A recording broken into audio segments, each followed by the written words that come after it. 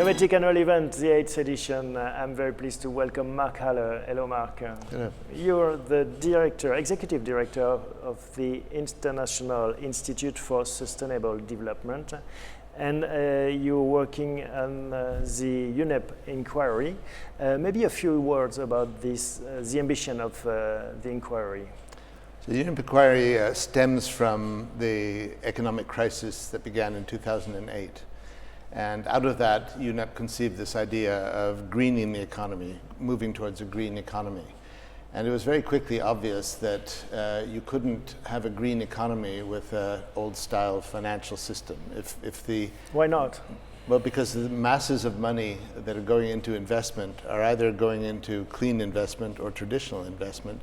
And until you can make finance flow on a large scale to the green economy, it's very unlikely that it'll be anything but a sort of boutique market. So the inquiry set out to ask two questions. What will it take to get investors on a large scale to put their money behind green solutions? And secondly, what are the sort of reforms to rules or policies or incentives that we need to put in place that will allow that to happen? So what are the answers of these two questions? Well, the answer is that what would it take first? It would take substantial reform to current practices.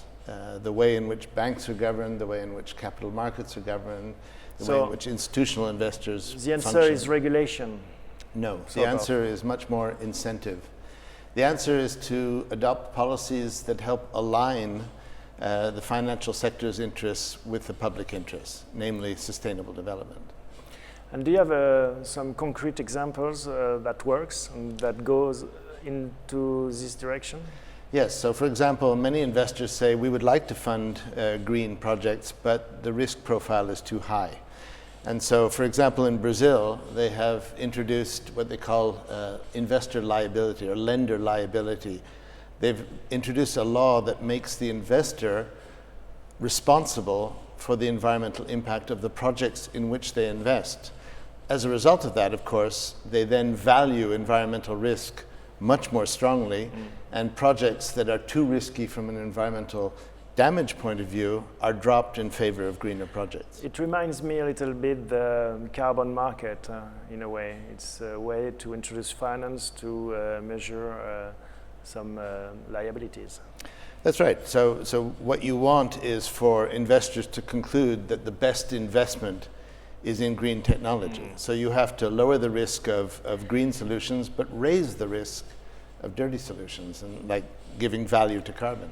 And does it put into the forefront the emerging countries with such a new way to finance projects? Yeah, so the UNEP inquiry looked all around the world for the best examples of what was happening, and to our great surprise, we found that perhaps the most inspiring, the most innovative, the most daring solutions were being experimented in developing countries, including poor ones like Bangladesh, or in emerging countries like Brazil, South Africa, China, India, and others. How do we explain this? Is it because it's a blank page?